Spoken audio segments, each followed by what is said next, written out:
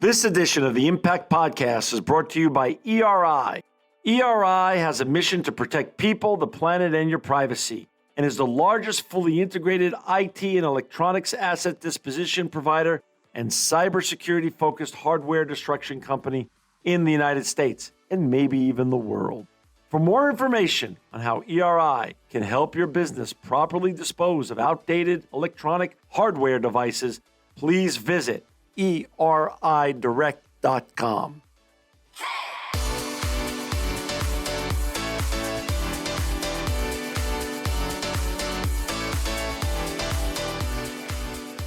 Welcome to another edition of the Impact Podcast. I'm John Shegerian, and I'm so honored to have with us today Gabby Infante. She's the Director of Corporate ESG at Rowe. Welcome to the Impact Podcast, Gabby. Thank you for having me. I'm thrilled to be here. Oh, that's so nice. And you know, Gabby, before we talk about all the impactful and important things that you're doing at Rowe, can you share a little bit about your background and how you even got here? Sure. So it's, I guess I took the long way around of ending back in Maryland, and I'll explain why. So okay. I've only been at Rowe for about 2 years. So I started in July of 2020 in the midst of the pandemic. Before that, I lived in New York. I was a financial analyst at S&P Global. But before that, I was employed in a multilateral development bank based in DC. And I was actually residing in Maryland. So that's why I say I took the long way around to end up living in Maryland yet again. So where did you grow up, Gabby? So I was born in Mexico City, but I was raised by my grandparents in Southern California. So I have a bit of a mixed background. I'm very grateful for that. So I was exposed to 2 languages and 2 cultures at a very early age. You're also, you got some, also got your way through some very, very impressive universities. You're a bear and a bulldog. Can you share a little bit about that? Yeah, that's actually a really cute way to think about it. So I went to law school in the University of California, Berkeley. I was very fortunate to be able to focus my studies on energy, environmental, and natural resource law. And Berkeley has a great program for that, by the way. I highly recommend it. And then I was very lucky to have landed a job opportunity in DC. So that was the multilateral development bank that I was referencing.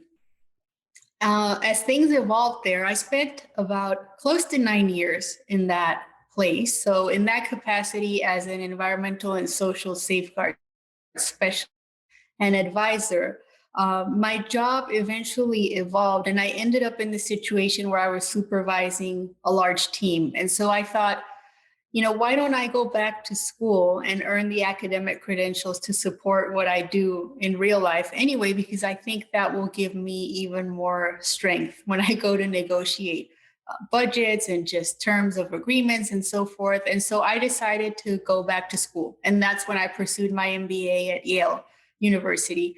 And again, I was very lucky to have found a program that really suited my interests and my needs at that time. And so I focused on sustainability the second year of the MBA. So great experiences, both of them. Again, I highly recommend them.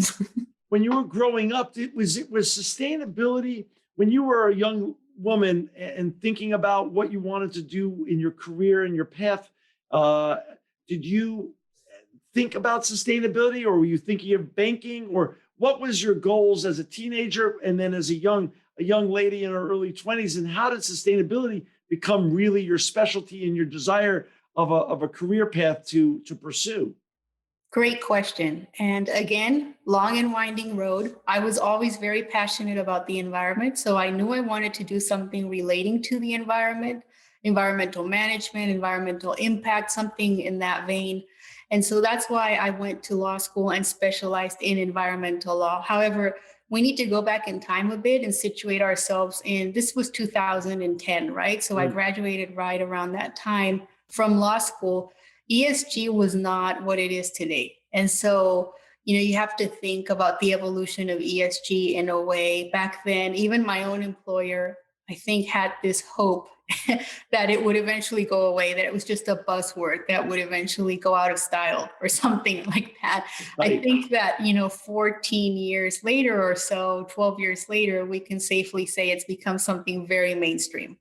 So it kind of happened by accident, right? I knew that I wanted to do something environmentally focused, but I didn't know that that's what ESG would eventually become. It would grow and become this umbrella that would also consider social issues and good governance of environmental and social issues. And that's where you really come up with that acronym ESG. Got it. Now, you're the director of corporate ESG at T. Rowe Price, which is really one of the greatest and most iconic brands on this planet in terms of capital and capital investments and things of that such. Had that role been already established prior to you, or is this a new role that they created and you came in 2020? Yeah, that's another great question. So, newly created role, which represents a lot of opportunities, but challenges at the same time. And so, opportunity, because I got to walk in and create something new, which I really love. I really find that that is the best way to really test one's own abilities and to be able to branch out and partner with a lot of different business units and colleagues within the world that is T. Rowe, which is a very vast world. And more so when you think of the pandemic, right? So I've had 2 years of 100% remote work. And so on the one hand, we have that. But to answer your question, newly created role. So being able to walk in, create something new, incredible opportunity, at the same time, very challenging, not just because of the pandemic, but also making sure that I was capturing people's interests and needs and really steering the company in the direction that senior leadership wants it to go. That's so fascinating. And like you said, I mean, you're sort of like then you're sort of become an entrepreneur in residence. So basically an entrepreneurial venture inside of a much larger venture, because you're stepping into a place that there's no footprints before you, that you're going to be doing it all from scratch. So talk about your role there, like how you start this role that has been created for you. How narrow or wide do you start? I mean, that's a fascinating, where's your starting place and how do you even benchmark that?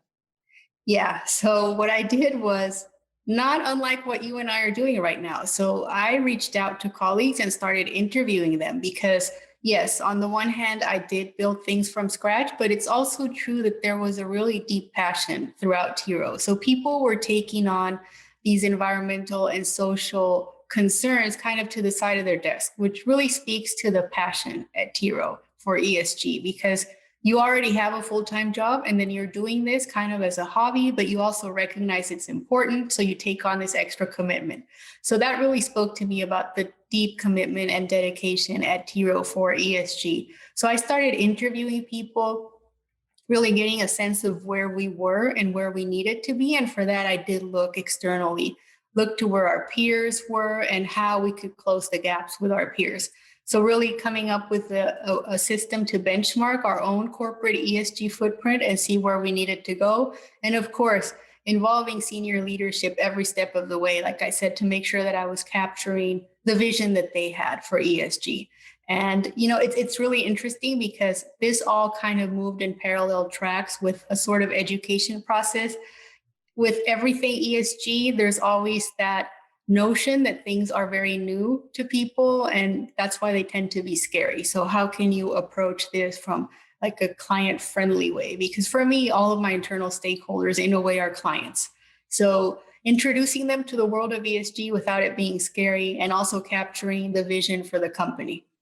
I get doing these interviews over the last 15 years. I've really had such a lucky opportunity to interview so many wonderful directors of ESG or directors of sustainability or chief sustainability officers. Is it a friendly fraternity that you get then to access? And is there a fraternity of ESG leaders across the world that are willing to share best practices with you as you step into this brand new role to help accelerate your learning curve and get down to the work of doing the important work as to why you were hired? Yes, exactly. I mean, this, like they say, right, it takes a village. And so that means not just internally, but also externally. I found talking to peers is a great way to have the sounding board of sorts to be able to come up with a common language for ESG, because at the end of the day, we all have the same goals and the same targets. And so it's really about tailoring that unified vision to your own business and coming up with your own metrics and key performance indicators that make sense for you. But at the same time, it's this common language for ESG.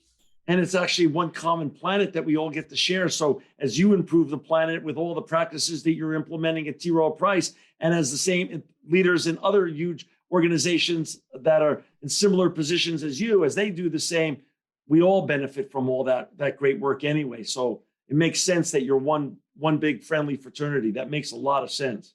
Yes. Talk about your work, though. Is it so our listeners and our viewers, and for those of you who just joined us, we're so excited to have Gabby Infante with us today. She's the director of corporate ESG at T. Rowe Price. To find her at T. Rowe Price, you can go to www.troweprice.com. And to find their sustainability report, go to troweprice.com/sustainability report.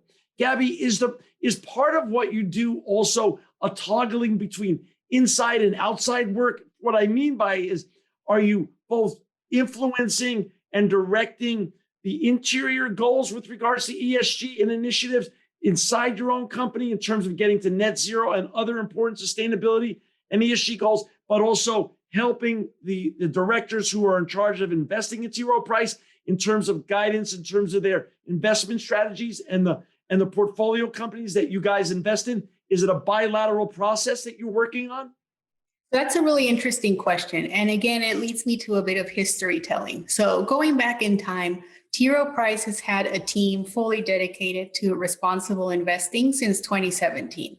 And I did not join until 2020, right? So at some point of that sustainability journey, it's coming to that realization that as a corporate entity, T. Rowe Price needed to define its own views for environmental, social, and governance. And so that's really where the role came in, the role that I'm occupying currently. That's where the need for that role was recognized and then posted. And then, as I said, I was very lucky to be able to walk in and fill a newly created role, specifically because T. Rowe went through that exercise internally and identified that gap.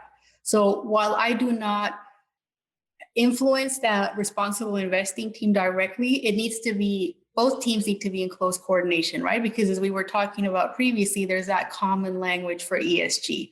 So we're not going to, find ourselves in a situation where we would recommend that investee companies do X, Y, and Z, and then not do those things ourselves as a corporate entity, right? So very close alignment and coordination, but my role as director of corporate ESG is focused mainly on providing things like strategic leadership, hands-on coordination, development, implementation of firm-wide ES&G initiatives.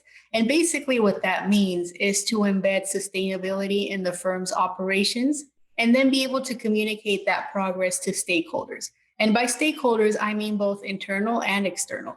So it's kind of a feedback loop, I would say, where right.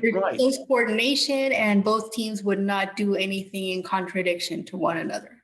So Larry Fink comes out about 18 months ago and says at BlackRock, the biggest investment firm on the planet, investment capital firm, and he says all of his portfolio companies are now going to have to not only act the right way in terms of ESG goals and put actions behind their words, but they're also going to have to report on those. As you just pointed out, the reporting element and that radical transparency is critical.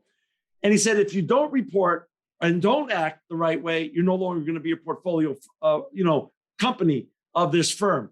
Similarly, at T. Rowe Price, we talk about the word ESG, circular economy, sustainability becoming now no longer just ideas or buzzwords, but becoming long-term trends. What does that mean at T. Rowe in terms of driving your sustainability goals as also a huge financial institution? And what's the ripple effect to other financial institutions as well beyond T. Rowe? Yeah, so another great question and super interesting to tackle. I feel like there was a lot to unpack There there. is, there was, but I know you. I know we're in good hands, and you'll be able to unpack it.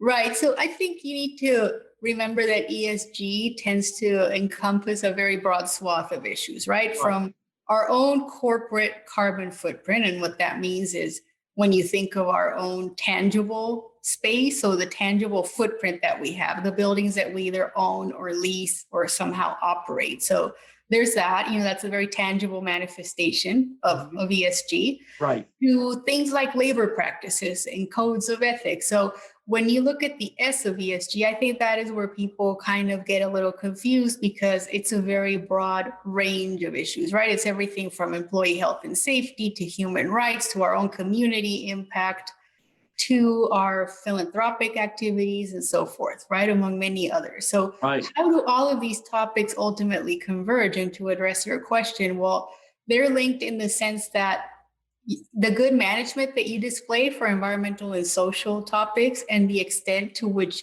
you demonstrate that you have adequate governance of the E and S of the acronym influence your quote license to operate as a business, right? So as we said, arguably today, ESG thankfully has become more mainstream than buzzword. But there's also been a lot of valleys in this journey. So for sure, there have been peaks, there have been positive and good moments, but it's also been a bit of a challenge at points, at some points. For example, getting our arms around something like scope three greenhouse gas emissions, not to get too technical, but there is a lot of, a lot of buzz, a lot of noise, sorry, around that because of the regulator here in the US and so forth. Sure. So just looking at key trends in our industry. So for sure, one of them is really getting our arms around scope 3, which again, it means anything in your supply chain, any sustainability related initiative beyond your four walls, so to speak. So it's anything from your commuter travel, so greenhouse gas emissions from commuter travel, from your business travel, which was not relevant for the past 2 years, but people are traveling again, so it's become relevant, to solid waste practices, to, of course, for asset managers, that also means our investing activities, right? And so that is really the crux of the matter and how we're all trying to wrap our arms around this and how to do proper measurement and reporting of all of these great things. I really like the Bloomberg mantra, you can't manage what you don't measure. So it's for sure progress, not perfection, right? And we are still on this journey ourselves.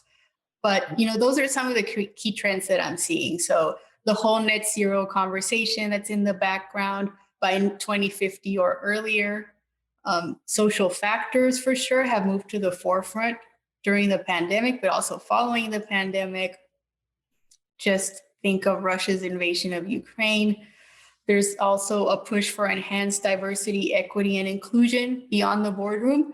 And workplace health and safety, again, with the advent of the pandemic, I don't think people really stopped to think of a concept as new as healthy buildings, for example. How does infrastructure actually influence your experience in the workplace?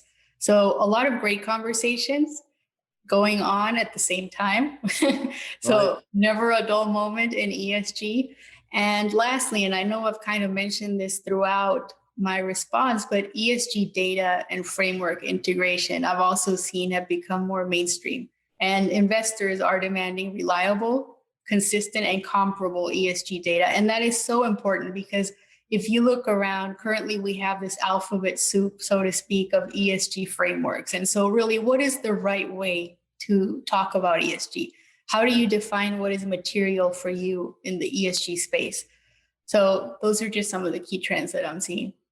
Let's talk about that. But, let's go back to what you said earlier. It takes a village. When I was asking you about the fraternity of other chief sustainability officers or directors of ESG across the world, talk about your own company. How many, give or take, how many employees does T. Rowe Price officially have? I believe it's around 7,000. 7,000. So let's just take that as the rough number. So is part of what you're doing also getting champions within your organization that can be part of your takes the village mantra to help champion different initiatives that you're going to be laying out and initiating and implementing in the years to come? So that way you have sustainability and ESG and circular economy champions inside of T. Rowe Price to help you accomplish the both the smaller goals that you set out and then the much broader goals that you set out that are going to affect T. Rowe Price's future for generations to come? Absolutely. I mean, there would be no other way to really accomplish that, that goal of embedding sustainability in our operations. Right. When I arrived, again, I know I've said this a couple of times already, newly created role, but also discovering that there was deep passion and interest for all things sustainability. So like I said, people really taking on discrete tasks to the side of their desk, but really trying to bring that together into one cohesive narrative that we could report our progress on year over year. So developing these metrics, I think any solid ESG strategy needs to be grounded in metrics that are easily measurable and that will allow you to track your progress year over year. So bringing kind of that goodwill into a strategy and also bringing that quantitative backbone to it became task number one, and easier said than done, because at the same time, I think something you will see in the ESG space is a tendency to be very reactive. I really want us to move to a proactive mindset, but it's been incredibly challenging for some of the reasons I listed before as key trends, because it's a situation where there's almost moving goalposts. So what looks good today might not look good enough tomorrow. Right. No, you're right. No, that's absolutely the truth. But part of, like you keep saying, but it's the truth, because one common truth that I've gotten out of every interview is that every chief sustainability officer or director of ESG that I've ever met or interviewed in these years, which is now almost 1,500 of great people, is they all say it's a journey. It's never about perfection. And that's the fun part, the openness to understanding that from the outset, because if we all make perfection our goal and our benchmark, it's just unattainable. And we're going to get frustrated and not even be excited to wake up and go lean into this whole journey anyway. So I agree with you. This is it's just about progress, really. And let's talk about your day-to-day though now. So now you're about a year into it. I'm sure you've been drinking from a fire hose the last 12 months over at T-Rowe. So now, how do you now start straddling both your short-term easy wins to get some traction, get some visibility, get some excitement going, and some just low-hanging fruit to borrow another metaphor, but then also some of your broader goals? How do you make a happy mix of short range, really easy with things to accomplish that, you'll get everybody jazzed, and then longer range goals? And then how do you put those together and then put that forth now that you've been there about a year? Yeah, so I think not unlike other roles, I wake up with the clear idea of what I want to accomplish. And I very quickly realize that I won't even get to that list until about 7 or 8 p.m., right? Because there's a number of competing activities and priorities. So that's one thing. For sure, there's always that challenge. I'm not going to say struggle ever. Let's call these things challenges. Yeah. To be able to balance ESG education internally. And so just dispelling a lot of myths around what is sustainability, what is ESG. I think if you were to ask someone in the 90s what sustainability meant, they would somehow equate it to recycling. And it's become so much more than that, right? And again, you have to keep in mind that the goal of this role that I have is to embed sustainability in the firm's operations, but it's also embedding it in its corporate philosophy. So it has to be something that trickles from top to bottom. And how do we get there? Well, another myth that I am very actively looking to dispel every single day that I turn my computer on is for people to understand that something like ESG reporting is not an end in itself. And I say that because I think there's a tendency to really stress a lot on the report. So your annual report, it sounds obvious, but it comes out once a year. So it's not meant to be, an end in itself, really. And it's been really challenging to debunk that myth, right? So to really do away with that notion, it's really about documenting progress and performance. So again, going back to progress, not perfection. So just keeping those two ideas in the back of your mind, and then adding a third, which is always being in alignment to what the investing team is doing. So we want alignment. We don't want to have contradictory views of ESG, that's for sure. So again, looking to build this common language for ESG. And so with those three key kind of indicators in mind, things that I am actively working on and really pursuing to improve every single day. And for some of these examples that I will share with you, it's been really a labor of love, right? So for example, publishing our corporate annual report, our ESG corporate annual report, deepening our alignment with internationally recognized disclosure frameworks. So as I said, it's a bit of an alphabet soup, but we've been very intentional about vocally supporting three frameworks. And so I will mention two of them. One of them is the Task Force on Climate-Related Financial Disclosure. So we're really keen to improve our disclosures, the disclosures recommended by that framework, and another one are the UN Sustainable Development Goals. So really deepening our alignment with those two frameworks, another key priority for me, day-to-day work, and also hand in hand with the whole ESG education component that I mentioned, because again, it takes a village. I'm not going out there and accomplishing alignment with these major international frameworks on my own. This is really T. Rowe Price group that needs to accomplish these very lofty goals. I am only steering and showing the way, but I'm not getting this done by myself by any stretch of the imagination. Right. That said, another one of my goals, and I'm really looking forward to accomplishing this, is focusing on delivering best-in-class corporate ESG reporting. Again, this does not contradict what I said earlier. I know that reporting is not an end to itself, but it's a really useful publication. It has a very broad audience. So it has people who potentially want to work at T. Rowe, NGOs, the press, investors, clients, even our own associates. How do you foster associate engagement with the work that I do? So this publication serves many purposes, and that's why I'm putting a lot of time and energy into it. It's something that I'm very proud of since I joined T. Rowe, really taking a closer look at how we report things out, again, externally, but also internally. Can I pause you right there? So sure. You hit on something really important. We've talked during this discussion a lot about the pandemic's effect and how that also sort of changes the algorithm again as you take on this new challenge and opportunity at the same time. So part of the reporting and getting it out there, both internally and externally, is not only for employment attraction, but it's also for employee retention, which has become a challenge across the world, actually. And what we've learned post-pandemic is people just don't want to work for a paycheck. They really are excited about working towards a greater mission and goal and making an impact, and knowing that their company is making an impact and making the world a better place. So isn't the importance of what you're doing post-pandemic even potentially greater value than it was 2 years ago, let's say? Yes, and I really love what you just said, because it is so very relevant.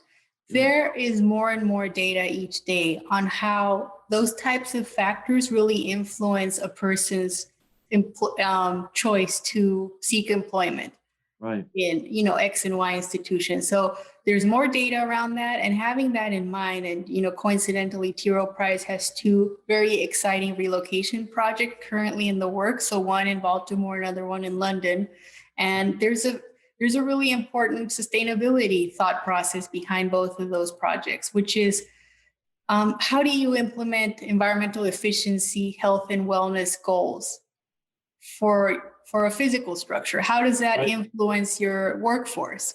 And also, how do you develop that as a tool to attract talent, right? So very important. It's, as you said, after the pandemic, I think it has become even more important to think of these things holistically. So sure, we've always cared about efficiency and infrastructure, but how does this translate to a physical human being as well? And how do you get people excited about working with you? So does leadership allow you and encourage you to weigh in as they now create these wonderful new physical structures for the future of your employees? Are you asked to also weigh in and share best practices and your thoughts as to how to create that best of breed, best of class building for the work-life balance that the new generation of employees are looking for? Yes, and I'm so lucky to be able to say yes to that question because, Right. again, you want people to feel excited about their workplace and you also want to influence their health and wellness and Right. at the same time influence the environment. So it's an overall win-win. Right. Now, it's true that there's a cost to sustainability, right? So perhaps if we did not implement something like a gray water reuse system at one of these new buildings, it's true that these things cost, and if we did not implement it, the cost would be less. But at the end of the day, that's only half true, right? Because there's also a cost to doing nothing. So, That's right. you have to think about, well, upfront, yes, it's an investment, but in the longer term, I'm going to save, a lot of money in the water that I'm using. And I'm also lessening the load on the local sewage system. So there's so many things to consider when you sit down and decide to participate in one of these projects, right? When you raise your hand and you say, I think there's a strong sustainability angle to this, there are so many things to consider. That's so fascinating. I was a few weeks back, Gabby, I was actually in London at one of my new clients, and the gentleman, we had a 1 hour meeting scheduled, and it actually lasted 3 because he actually enjoyed taking me through the renovation of his building. And this was also for a financial institution, and how they had renovated the building post-pandemic to be a building for the future in terms of LEED certifications, in terms of amenities for the employees and for the guests, and a whole litany of issues that I would not necessarily thought of, but it was all to create better employee engagement, attraction, and retention. And as you say, the ROI on that sometimes is a soft ROI, but it can be very meaningful, impactful when you look at it over years. Yeah, absolutely. I could not agree more with you. And I think it's also important to reiterate that we're always evaluating opportunities to embed sustainability in the firm's values, right? So this is a company that cares a lot about its associate population, and this is just one way that we manifest that care and that attention, and how much we want our associates to enjoy the time that they spend in the office. So really, if you had your way and leadership had their way at T. Rowe Price, the goal is truly to embed sustainability, ESG, and circular economy thought processes and behaviors as part of your culture and DNA at T. Rowe Price. Correct. That's and great. Yeah, and I'll just add something there. A few years ago, you would have probably been skeptical to some of the things I've said in this regard. You would have probably said, well, you're in asset management. Why are you even worried about what you do with solid waste at your offices? That's something for a manufacturing company to think about. Well, the way that I respond to that type of comment is that stakeholder expectations have never been higher. And just look at the state of the planet, right? It's really incumbent on all of us to act and to set these very ambitious goals and to be responsible. So if you're telling a story such as we are of growing, how do you grow sustainably? That's really the crux of my work, that you can demonstrate that you're growing as a company and at the same time being responsible about the way that you expand. 100%. For those who just joined us, we're so honored to have with us today Gaby Infante. She's the Director of Corporate ESG at T. Rowe Price. To find her and her great colleagues at T. Rowe Price, go to www.troweprice.com to find their sustainability report. Go to troweprice.com/sustainability report. Gaby, let's talk about now. We've talked about a lot of the interior, short-term and longer-term goals that you're working on. Obviously, not a compendium list, but some of them. Talk a little bit about now the exterior, some of the sustainability thoughts and goals that come into consideration when you are working with and weighing in with T. Rowe Price's investment strategies as well. Yes, so interesting question. I'll just start with the backdrop that my team focuses on corporate ESG. However, it's not in a vacuum, right? It needs to be in close alignment and collaboration with the responsible investing team, which predates my team. And Right. just a footnote there, for almost the 2 years that I've been at T. Rowe, I've been a team of one, so small but mighty. Just Right. recently grew to two. So I can speak to 100% growth. Well, that's right. I mistakenly said earlier, 1 year you've been there. It's right. 2 years you've been drinking from the fire hose, but now you get to start the implementation and you've doubled your staff Yes. That's okay. So that's good. They're allowing you to grow because they realize they've put a lot on your plate. Let's just say that. So thank you for allowing me to say that. There's obviously an important storytelling component to my role, and there it is, right? So I was able to expand my team in 2 years. That's good. You got maybe 2 more years to allow you to bring on 2 more. You don't know. Yes, always looking for new opportunities to grow the team and be more impactful. That's great. No, but seriously, to answer your question, ESG plays a key role within investments at T. Rowe Price. And so also, I think it's important for me to mention the ESG acronym doesn't represent one investment style. It is used to represent the concept of considering environmental, social, and governance factors within the investment process. And so we currently offer 3 types of investment strategies: ESG integration, socially responsible investments, and impact. And nearly all the assets we manage on behalf of clients utilize ESG integration. About 95.4 billion is in socially responsible investment strategies. Leaving numbers and data aside, we recently joined the Net Zero Asset Managers Initiative, so very exciting. What does that mean? Tell me what does that organization do, and what does net zero really mean for our listeners and our viewers? So what that initiative does, or what it's looking to do, is to support the goal of net zero, so zero greenhouse gas emissions by 2050 or sooner.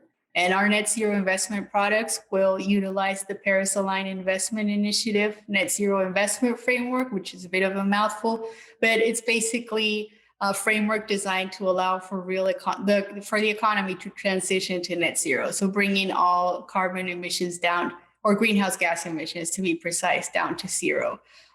What's important, there's a lot of things that are important there, but again, going back to something that I mentioned earlier in our conversation about scope 3. So scope 3, which is, what you emit beyond your 4 walls, your proverbial 4 walls, which is quote unquote supply chain. For an asset manager, that means your investment activity. So major step forward for us to have joined this pledge, committing to bring our emissions in our investment activities down to zero by 2050 or sooner. Got it. Understood. And, I just want to say this. I'm much, much older than you. So I see those kind of goals, and I see 2050, and I can't help but think it just seems so far away. It's 28 years from now.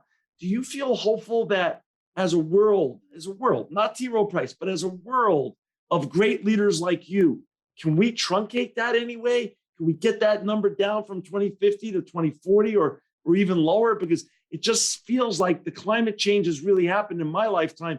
In every community that I travel to and live in, it just seems like the climate has definitely changed. I grew up in New York City. I live now in California, and I have an office still in New York and in many other parts of the world. And climate change is here, and it's real, and it's no longer debatable.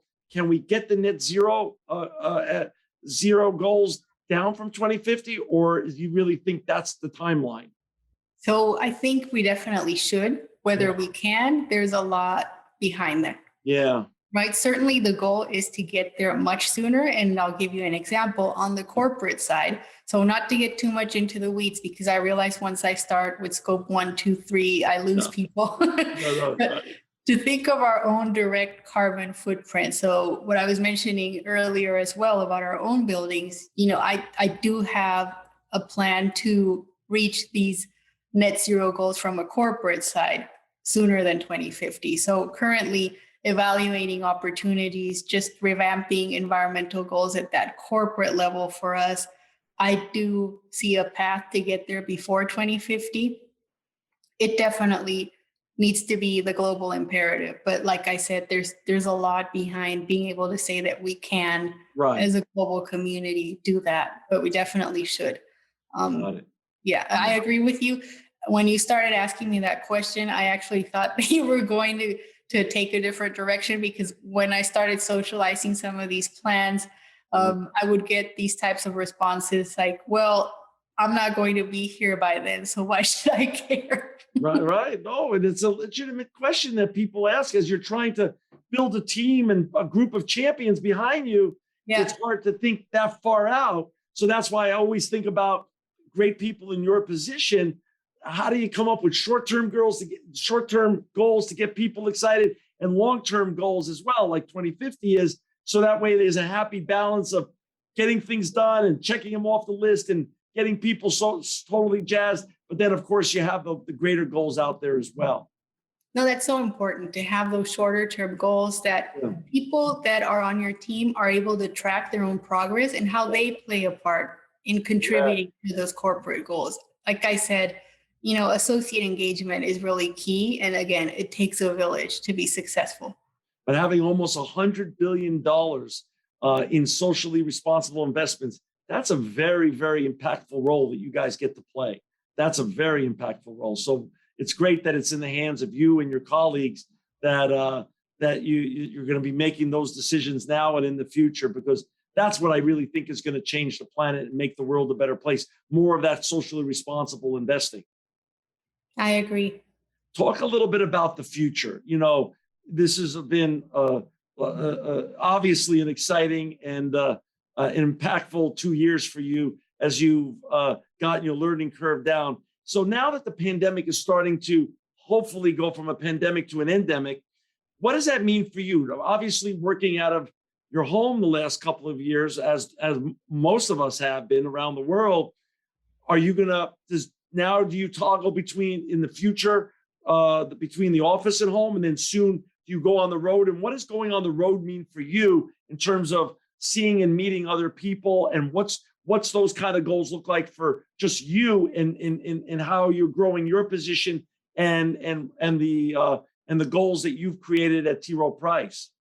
Yeah, another great question. And I'll just start by reminding everyone that prior to relocating to Baltimore, I was in New York. And I love New York for many different reasons, but among the top three was the walkability of the city. And so that is not something that I have in my current situation, and I really miss it. For me, driving again has become a practical, but also a philosophical, problem, quite honestly. I knew that it was going to be a big adjustment for me, and for sure it has been. So to answer your question, I'm still working from home, but I make it a point, obviously, to meet people whenever I can. So I will walk down to the office to meet people. I'm still, I'm not a fan of driving. Right. I'm with you. It's so funny. I grew up in New York, Gabby, and when I go back to New York, because we have an office there and I go take meetings or other things there, I track my steps every day. I have over 20,000 steps a day easily in New York. I struggle to do 10,000 steps where I live in California because it's just a driving state. Yes. And that's sad. Like you said, I so miss the walkability of great cities like New York. It's once you get used to it, it's hard to go any other way backwards. It is. And another reason I mentioned that is because, again, to bring the relocation project back to the forefront. So really looking forward to our new headquarters in Baltimore opening in 2024. And yes, I will be walking to that building as well. It just illustrates that I'm really looking forward, and I'm very happy to start seeing some of the initiatives I mentioned earlier. And a lot of that work that has been happening behind the scenes. I'm really excited about it being realized and start becoming tangible. Such as, again, the relocation and just achieving LEED Platinum specifically for our new headquarters. So very excited about that. It would be our first LEED Platinum property. So I'm personally incredibly excited about that challenge. With good reason. When does your new offices in London open? Those are set to open next year. So a bit earlier than the Baltimore project. Yes. Got it. But just generally, when I think about the industry, so I have little doubt now in the continued importance of ESG and its mission. And as you and I have talked about during this hour, protecting our air, water, and land for ourselves and future generations is part of this mission. So really dispelling that skepticism of, well, 2050, that's a long way ahead. Why should I care, et cetera, right? It's really a shared goal and a shared mission. So of course, there will continue to be many obstacles ahead. I do not doubt that for 1 second. But I will continue relying on smart and strategic partnerships, just as I have been doing these past 2 years at T. Rowe. So, really going out and pitching my role throughout the organization, asking business partners who wanted to work with me on X or Y project. Yes, it was challenging, but I questioned, if I had walked into a situation with a full team, well-staffed with a budget assigned to it, would I have had these opportunities to meet as many colleagues and to get people excited about ESG? I don't think that would have been the situation. And so I'm actually happy that things happened the way they did. Perfect. Any final thoughts before we sign off for today? Just, making a positive difference. That will be the true measure of our success. And again, I'm confident that we will succeed.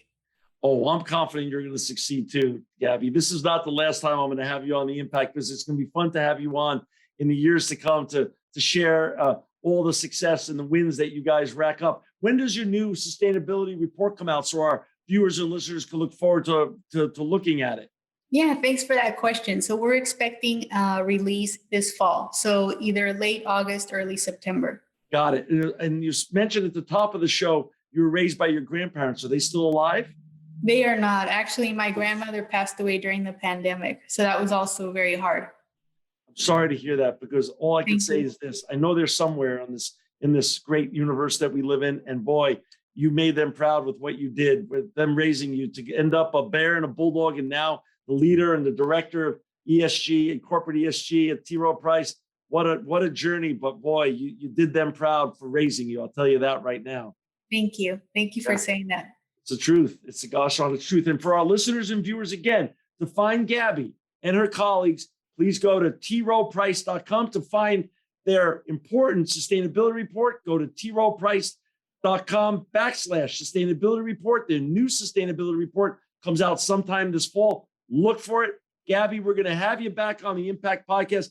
Thank you and all the leadership team from T. Rowe Price for making the world a better and greener place. We're all so grateful for all the important work and impactful work that you do. And I can't wait to have you back on to report on all the important things you've accomplished along the way. Thank you. Thank you so much for this opportunity. I love talking to you. This episode of the Impact Podcast is brought to you by Closed Loop Partners. Closed Loop Partners is a leading circular economy investor in the United States with an extensive network of Fortune 500 corporate investors, family offices, institutional investors, industry experts, and impact partners. Closed Loop's platform spans the arc of capital from venture capital to private equity, bridging gaps and fostering synergies to scale the circular economy. To find Closed Loop Partners, please go to www.closedlooppartners.com.